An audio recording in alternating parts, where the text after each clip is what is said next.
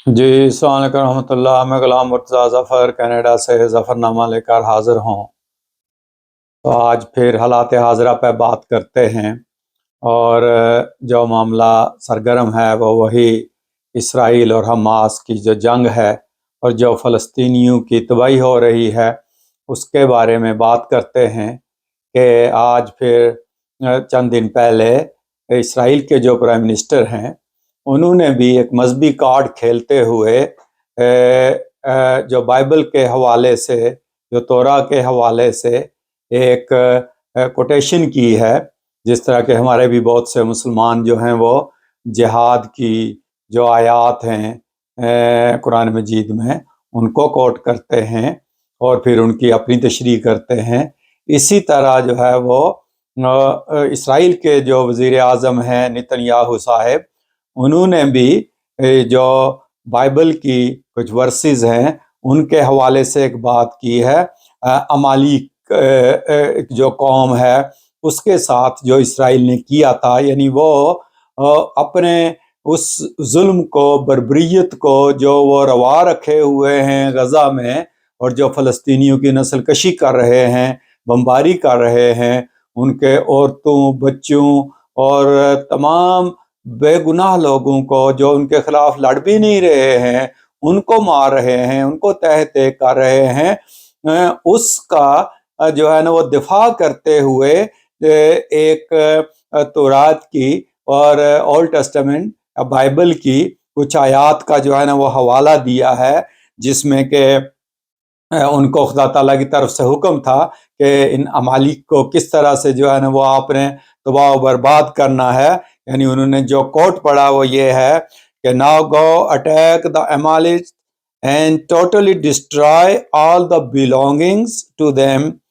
Do not spare them, put to death men and women, children and infants, cattle and sheep, camels and donkeys. یعنی یہ حوالہ انہوں نے دیا ہے کہ ہماری یہ تاریخ ہے کہ ہماری جو مذہب کتابیں ہیں،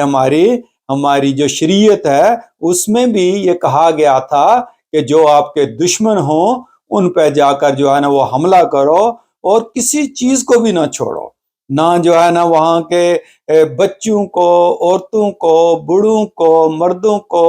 سب کو، اور پھر ان کے جانوروں کو بھی نہ چھوڑو، ان کی فصلوں کو بھی نہ چھوڑو، تباہ و برباد کر دو، ہر چیز کو ڈسٹرائے کر دو۔ اس لیے یہ آج یہ آپ جواز پیش کر رہے ہیں کہ یہ جو حماس والے ہیں یا جو فلسطینی ہیں یہ قسم کے عمالیق سے ہیں، اور ہم جو ہیں وہ ان کے خلاف اسی طرح کریں گے جس طرح ہم نے عمالیق کے خلاف کیا تھا۔ اب تھوڑا سا جو ہے وہ میں یہ پس منظر پیش کر دوں کہ یہ عمالیق کون تھے۔ اصل میں جب حضرت موسیٰ علیہ السلام نے ان کو، بنی اسرائیل کو جو ہے نا وہ نجات دلائی فرعون سے اور ان کو جو ارض مقدس کی طرف لے کر آئے، تو یہ جو عمالیق تھے یہ بڑے لڑاکا تھے۔ یہ وہاں سینائی جو صحرا ہے اس میں ان کو دھکیل دیا گیا تھا عراق والوں نے، اور جو ہے نا باقی جو حکمران تھے کہ بڑے ظالم، جابر اور لڑاکے تھے۔ اور جالوت جو ہے نا وہ ان کا اپنے اکثر قرآن مجید میں بھی اس کا ذکر آیا ہے، وہ ان کا بادشاہ تھا۔ تو انہوں نے ان کو، اسرائیلیٹس کو، بڑا ٹف ٹائم دیا تھا۔ اور یہ دیکھیں کہ اب یہ تو بنی اسرائیل یہ کہہ رہے ہیں، یہ اسرائیل والے، کہ ہم جو ہے نا عمالیق کو جس طرح ہم نے جا کر طے کیا تھا اسی طرح ہم حماس والوں کو بھی کریں گے۔ مگر پہلے دیکھیں کہ جب حضرت موسیٰ علیہ السلام نے ان کو کہا تھا، اپنی قوم کو، کہ خدا تعالیٰ نے کہا ہے کہ آپ ارض مقدس میں جاؤ گے تو آؤ وہاں لڑیں، تو اس وقت تو انہوں نے پیٹھ دکھا دی تھی۔ یہ کہہ رہے تھے کہ جاؤ موسیٰ، تم اور تمہارا خدا لڑو، ہم نہیں جائیں گے، کیونکہ وہاں ایک قوم بیٹھی ہوئی ہے ایسی جو بہت جابر ہے، اور جس کو جب تک اس کو وہاں سے نہیں تم نکالو گے ہم نہیں لڑیں گے۔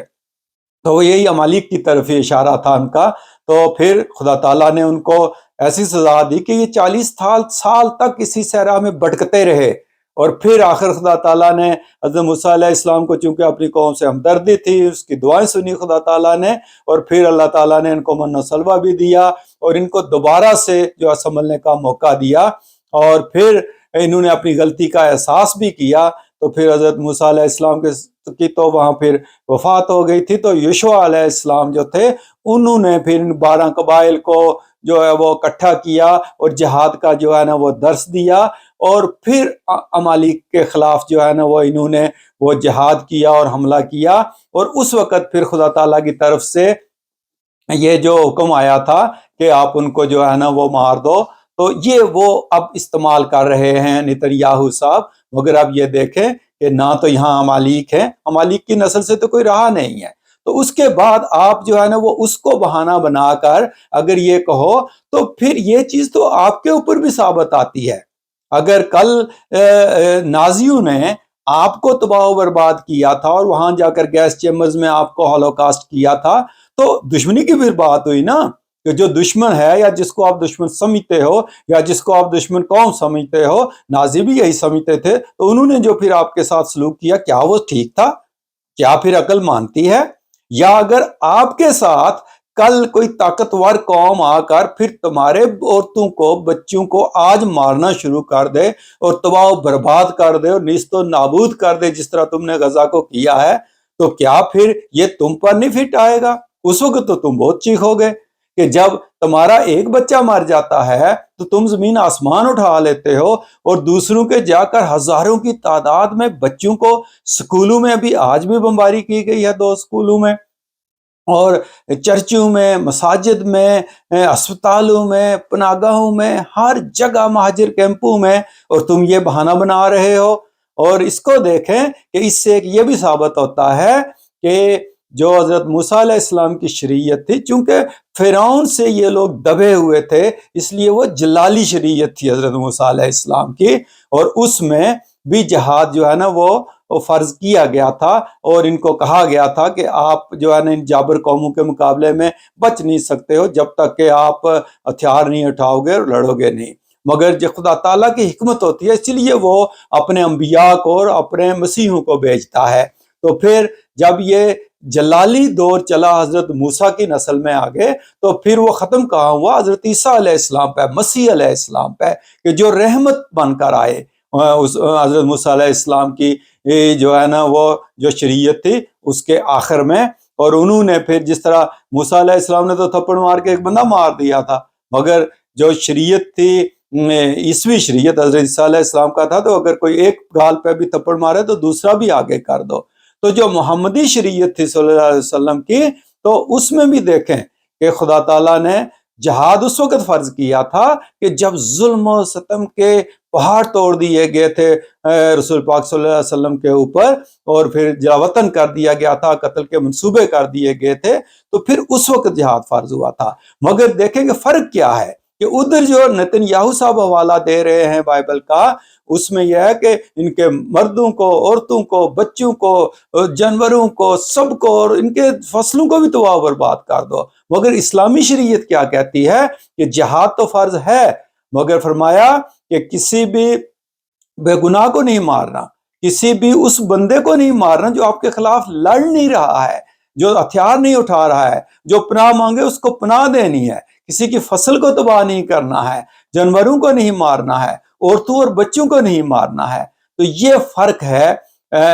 دونوں شریعتوں کا۔ اور اب دیکھیں کہ یہ دشمنی اور یہ نفرت اس حد تک جو ہے نا وہ پھیلتی جا رہی ہے کہ اب نتنیاہو صاحب بھی کہہ رہے ہیں کہ ہم ان کے ساتھ، غزہ والوں کے ساتھ اور فلسطینیوں کے ساتھ وہی کچھ کریں گے جو عمالیق کے ساتھ ہوا۔ تو پھر دیکھیں کہ خدا تعالیٰ ہر جابر قوم جو ہے اس کے مقابلے میں پھر جو ہے وہ پیدا کرتی ہے کوئی ایسا حکمران یا کوئی ایسی قوم کہ جو پھر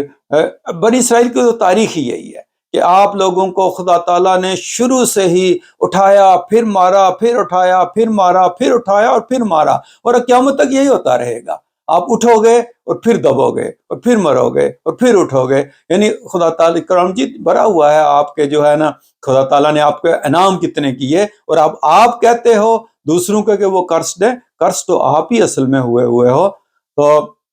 جو ظلم آپ لوگ کر رہے ہو اور جو یہ حوالے دے رہے ہو جس کی بنیاد کے اوپر آپ جو ہے نا وہ ظلم کا پہاڑ توڑنے کے لیے تیار ہو، یہ جو ہے نا دنیا ماننے کے لیے تیار نہیں ہے۔ اب دیکھو کہ آپ کے اپنے لوگ بھی آپ کے خلاف آواز اٹھا رہے ہیں، اور دنیا پوری میں آواز اٹھ رہی ہے، اور آخرکار آج کینیڈا کو بھی بولنا پڑا ہے، کینیڈا کے پرائم منسٹر نے بھی بیان دیا ہے کہ ظلم کی انتہا ہو رہی ہے، اس کو رکنا چاہیے۔ اور آخر یہ جو دنیا پوری کے عوام کھڑے ہو رہے ہیں فلسطینیوں کے حق میں، مگر لیڈروں کے کانوں پہ ابھی تک جو نہیں رینگ رہی ہے، مگر ایک دن ضرور ان کے ضمیر جاگیں گے اور وہ کہیں گے کہ یہ بہت ظلم ہو گیا ہے اور بہت زیادتی ہو گئی ہے۔ مگر آپ دیکھیں کہ ظلم کی جو انتہا ہے یہ کوئی اچھی وہ نہیں ہوتی ہے، اور خدا تعالیٰ جو ہے نا وہ ظلم کو روکنے کے لیے پھر کوئی نہ کوئی بندوبست ضرور کرتا ہے۔ تو ابھی مظلوم ہیں فلسطینی، ہمیں دعا کرنی چاہیے ان کے لیے کہ اللہ تعالیٰ ان کو اس ظالم قوم سے اور جبر کرنے والوں سے نجات دلائے، اور کوئی امن کا راستہ نکالے جہاں یہ بے گناہ لوگ جو مر رہے ہیں، خدا تعالیٰ ان کو محفوظ رکھے ایسے ظلم سے، اور انسانیت جو دم توڑ رہی ہے، اللہ تعالیٰ انسانیت کو بچائے ان وحشی درندوں سے جو جنگیں کر کے لوگوں کو موت کے گھاٹ اتارتے ہیں اور امن کی طرف نہیں جاتے اور امن کی بات سننے کے لیے جو ہے وہ تیار نہیں ہوتے۔ تو اگر ہم اور کچھ نہیں کر سکتے تو دعا تو کر سکتے ہیں، اور دعا کریں کہ خدا تعالیٰ فلسطینیوں کو اور غزہ کے لوگوں کو اس ظلم سے نجات دلائے، اور وہ بھی کوئی امن کا دن دیکھ سکیں کہ جس میں وہ بھی سکھ کا سانس لے سکیں۔ تو اگر آپ کو ظفرنامہ انٹرنیشنل کے پروگرام پسند آتے ہیں تو ضرور سبسکرائب کریں اور ہماری حوصلہ افزائی کریں، تاکہ ہم اور بھی اچھے اچھے پروگرام لے کر آپ کے لیے حاضر ہوتے رہیں۔